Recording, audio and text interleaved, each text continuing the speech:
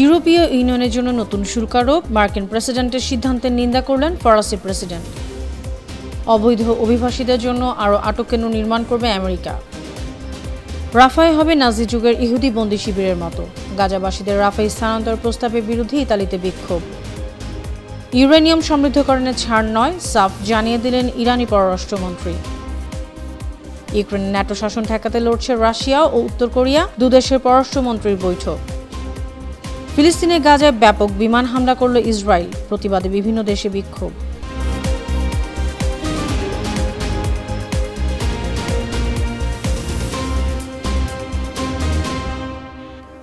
শুনছিলেন সংবাদ শিরোনাম। সবাইকে স্বাগত জানাচ্ছি বিশ্বজুড়ে প্রতিদিনে। বিশ্বের বিভিন্ন প্রান্তের সব শেষ তথ্য জানাতে আপনাদের সঙ্গে আছি আমি অনন্যা চৈতি। ইউরোপীয় ইউনিয়নের উপর 30% শুল্ক আরোপের জন্য মার্কিন প্রেসিডেন্ট ডোনাল্ড ট্রাম্পের সিদ্ধান্তের নিন্দা জানিয়েছেন ফরাসি প্রেসিডেন্ট ইমানুয়েল ম্যাক্রো। দৃঢ়ভাবে ইউরোপীয় স্বার্থ রক্ষায় ইউর প্রতি আহ্বান জানিয়েছেন তিনি। অন্যদিকে যুক্তরাষ্ট্রের সঙ্গে ইউরোপীয় ইউনিয়নের শুল্ক আলোচনায় বাস্তবসম্মত সমাধানে আহ্বান জানিয়েছেন জার্মানির অর্থমন্ত্রী। মার্কিন প্রেসিডেন্ট ডোনাল্ড ট্রাম্প শনিবার বলেছেন 1 আগস্ট থেকে মেক্সিকো এবং ইইউর উপর 30% শুল্ক আরোপ করা হবে। এতে যুক্তরাষ্ট্রের দুটি বড় বাণিজ্য অংশীদারের সঙ্গে ইতিমধ্যেই উত্তেজনা সৃষ্টি হয়েছে। যুক্তরাষ্ট্রের homeland security secretary Kristi Noem বলেছেন, অবৈধ অভিবাসীদের দ্রুত ফেরত পাঠাতে হলে আটক কেন্দ্র দ্বিগুণ করতে হবে। এলিগেটর আলকাট্রাস ধাঁচের আরও অভিবাসী আটক কেন্দ্র স্থাপনে তিনি 5 জন রিপাবলিকান গভর্নরের সঙ্গে আলোচনা করছেন। শিগগিরই এ বিষয়ে ঘোষণা আসবে। শনিবার টাম্পায় সংবাদ সম্মেলনে তিনি এ তথ্য জানান। এলিগেটর আলকাট্রাস একটি বিশেষ আটক কেন্দ্র। এটি ফ্লোরিডার এভারগ্লেডস অঞ্চলে স্থাপিত। ওই আটক কেন্দ্রের চারপাশ জঙ্গল ও কুমিরে ভরা জলভূমিতে ঘেরা। সেখানে 5000 জন অবৈধ অভিবাসীকে আটক রাখা হয়েছে। অভিযোগ আছে সেখানে বন্দীরা নাজুক পরিস্থিতিতে আছে। ইসরায়েলি হামলায় আহত হয়েছেন ইরানের প্রেসিডেন্ট মাসুদ পেজেশকিয়ান। দেশটির শক্তিশালী রেভলিউশনারি গার্ড কর্পস IRGC পরিচালিত পত্রিকা ফার্স্ট নিউজ এজেন্সি এ খবর নিশ্চিত করেছে। গেল 16 জুন পশ্চিম তেহরানের একটি ভবনে ইরানের সর্বোচ্চ জাতীয় নিরাপত্তা পরিষদের বৈঠক চলছিল। সেখানে বিমান হামলা করে ইসরায়েল। হামলায় প্রেসিডেন্ট পেজেশকিয়ান পায়ে আঘাত পান। ইরানি প্রেসিডেন্ট ছাড়াও বৈঠকে উপস্থিত ছিলেন পার্লামেন্টের স্পিকার মোহাম্মদ বাঘের গালিভাভ ও প্রধান বিচারপতি মোহসেনি এজেই। ধারণা করা হচ্ছে ইরানের ভেতর থেকে ইসরায়েলকে গোপন বৈঠকের খবর কেউ আগেই পৌঁছে দিয়েছিল। বিষয়টি তদন্ত করছে ইরান সরকার। ইউরেনিয়াম সমৃদ্ধকরণে কোনোভাবেই পিছু হটবে না ইরান, এমন প্রত্যয় জানিয়েছেন ইরানের পররাষ্ট্রমন্ত্রী আব্বাস আরাকচি। শনিবার তেহরানে বিদেশি কূটনীতিকদের উদ্দেশ্যে বক্তব্যে তিনি এমন প্রত্যয় জানান। আরাকচি হুঁশিয়ারি দিয়ে বলেন, ইউরোপীয় দেশগুলো আবারও জাতিসংঘের স্ন্যাপব্যাক নিষেধাজ্ঞা কার্যকর করার চেষ্টা করলে ইরান ইউরোপ সম্পর্কের সবচেয়ে অন্ধকার সময় ঘনিয়ে আসবে।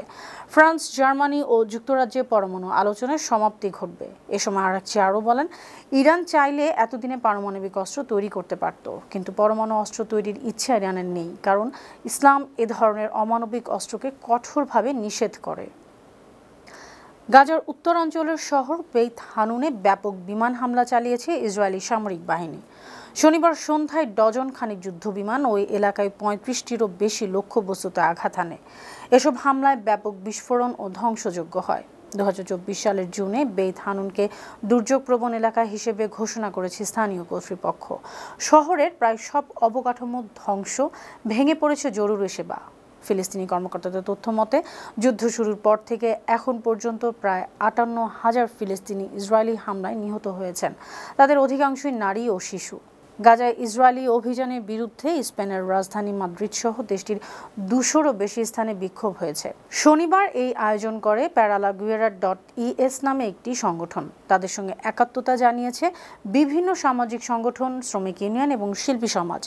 আয়োজকরা জানান 35টি দেশের 30,000-এরও বেশি মানুষ গাজায় যুদ্ধবিরতির দাবি জানিয়েছে। স্পেনের খ্যাতিমান চলচ্চিত্র পরিচালক ও সঙ্গীত শিল্পী সহ অনেক সাংস্কৃতিক ব্যক্তিত্ব এতে একাত্মতা জানিয়েছেন। এ সময় শ্রমিক সংগঠন USO এর একজন প্রতিনিধি নোবেল পুরস্কারের জন্য মার্কিন প্রেসিডেন্ট ডোনাল্ড ট্রাম্পের মতো প্রার্থীর সমালোচনা করেন। ফিলিস্তিনিদেরকে রাফাতে ক্যাম্পে স্থানান্তরের পরিকল্পনার প্রতিবাদে বিক্ষোভ হয়েছে ইতালিতে। শনিবার দেশটির মিলান শহরে বিক্ষোভকারীরা ইসরায়েল বিরোধী স্লোগান দেয়। এ সময় বিক্ষোভকারীরা বলেন, গাজায় ফিলিস্তিনিদের হত্যা করতে ক্ষুধাকে অস্ত্র হিসেবে ব্যবহার করছে ইসরায়েল। ইসরায়েল 5 থেকে 6 লাখ গাজাবাসীকে রাফার কাছে এক এলাকায় ক্যাম্পে জড়ো করতে চাচ্ছে। ওই ক্যাম্প হবে নতুন ওয়ার্শ গেটো, নাজি যুগের ইহুদি বন্দি শিবিরের মতো। সম্প্রতি ইসরায়েলের প্রতিরক্ষা মন্ত্রী ইসরায়েল কাটজ ঘোষণা দিয়েছেন, গাজার ফিলিস্তিনিদের জোরপূর্বক রাফার ধ্বংসস্তূপে নির্মিত একটি ক্যাম্পে পাঠিয়ে দেওয়া হবে। গাজায় ইসরায়েলের সামরিক অভিযান এবং ফিলিস্তিনিদের বিরুদ্ধে গণহত্যার প্রতিবাদে দক্ষিণ কোরিয়ায় বিক্ষোভ হয়েছে। শনিবার দেশটির রাজধানীতে সিউয়ের গওয়াং হামুন জেলায় এ বিক্ষোভ হয়। প্রতিবাদকারীরা ডোনাল্ড ট্রাম্প সন্ত্রাসী, গণহত্যা বন্ধ করো এমন স্লোগান দেয়। তারা মার্কিন যুক্তরাষ্ট্রের তীব্র সমালোচনায় বলেন, ফিলিস্তিনি গণহত্যা করে একটি জাতিকে নিশ্চিহ্ন করে দিচ্ছে ইসরায়েল ও যুক্তরাষ্ট্র। পিপল ইন সলিডারিটি উইথ প্যালেস্টাইনস নামে একটি সংস্থা এই বিক্ষোভের আয়োজন করে। এদিকে যুক্তরাজ্যে প্যালেস্টাইন অ্যাকশনকে সন্ত্রাসী সংগঠন ঘোষণার প্রতিবাদে বিক্ষোভ থেকে ৭১ জনকে গ্রেপ্তার করেছে পুলিশ। এর মধ্যে লন্ডন থেকে ৪১ জনকে গ্রেপ্তার করা হয়। বিক্ষোভকারীরা পার্লামেন্ট স্কোয়ারে জড়ো হয়েছিলেন। অন্যদিকে কার্ডিফ থেকে ১৩ জন এবং ম্যানচেস্টারের সেন্ট পিটার্স স্কোয়ার এলাকা থেকে ১৬ জনকে গ্রেপ্তার করেছে পুলিশ। সম্প্রতি প্যালেস্টাইন অ্যাকশনকে সন্ত্রাসী সংগঠন হিসেবে ঘোষণা করে যুক্তরাজ্য সরকার। দেশটির টেরোরিজম অ্যাক্ট ২০০০ অনুযায়ী এখন থেকে প্যালেস্টাইন অ্যাকশনকে সমর্থন জানানো অপরাধ। যুক্তরাজ্য ভিত্তিক সংগঠন প্যালেস্টাইন অ্যাকশন ইসরায়েলের সঙ্গে যুক্ত প্রতিরক্ষা কোম্পানি এলবিট সিস্টেমসের বিরুদ্ধাচরণ করে। রাশিয়ার পররাষ্ট্রমন্ত্রী সার্গেই ল্যাভরভ বলেছেন, ইউক্রেন যুদ্ধ শুধু একটি আঞ্চলিক সংঘাত নয়, এটি সম্পূর্ণ ইউরেশিয়া মহাদেশকে ন্যাটোর নিয়ন্ত্রণ প্রচেষ্টার বিরুদ্ধে একটি যৌথ প্রতিরোধ। শনিবার উত্তর কোরিয়ার অনসান শহরে সংবর্ধনায় তিনি এসব কথা বলেন। উত্তর কোরিয়ার পররাষ্ট্রমন্ত্রী চো সন হুইয়ের পক্ষ থেকে তাকে সংবর্ধনা দেওয়া হয়। এ সময় ল্যাভরভ আরও বলেন, রাশিয়া কুরস্ক অঞ্চল পুনর্দখলে উত্তর কোরিয়া সেনাদের গুরুত্বপূর্ণ ভূমিকা রয়েছে। রাশিয়া উত্তর কোরিয়া কৌশলগত সংলাপের দ্বিতীয় রাউন্ডে অংশ নিতে শুক্রবার অনসানে যান ল্যাভরভ। সফরকালে দুই দেশের পররাষ্ট্রমন্ত্রী ২০২৬-২০২৭ সালের মধ্যে আন্তঃমন্ত্রণালয় বিনিময় পরিকল্পনাতে স্বাক্ষর করেন। এদিকে উত্তর কোরিয়া সফর শেষ করে চীন গেছেন রাশিয়ার পররাষ্ট্রমন্ত্রী সার্গেই ল্যাভরভ।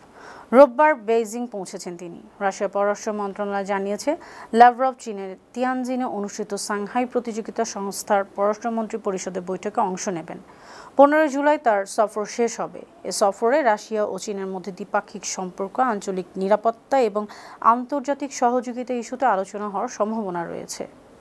ইউক্রেন সীমান্তবর্তী রাশিয়ার বেলগোরোড শহরে স্পোর্টস প্যালেস কসমসের ছাদে ড্রোন হামলা হয়েছে। এমন ভিডিও শনিবার সামাজিক মাধ্যমে ছড়িয়ে পড়েছে। বেলগোরোড অঞ্চলের গভর্নর তার টেলিগ্রাম চ্যানেলে জানিয়েছেন, দিনভর বেলগোরোড অঞ্চলে 5টি পৌরসভা হামলার শিকার হয়েছে। শেলিংয়ের ফলে বেশ কয়েকজন বেসামরিক নাগরিক আহত হয়েছেন। সামাজিক অবকাঠামো, শিল্প প্রতিষ্ঠান, যোগাযোগ ব্যবস্থা ও সাধারণ বসতবাড়ি ক্ষতিগ্রস্ত হয়েছে। সুপ্রিয় দর্শক, এই ছিল আজকের বিশ্বজুড়ে প্রতিদিনের আয়োজন। দেশ বিদেশের বিভিন্ন খবর নিয়ে আবার আপনাদের সামনে হাজির হব। সে পর্যন্ত ভালো থাকুন, সুস্থ থাকুন, বানু টিভির সঙ্গে থাকুন। ধন্যবাদ।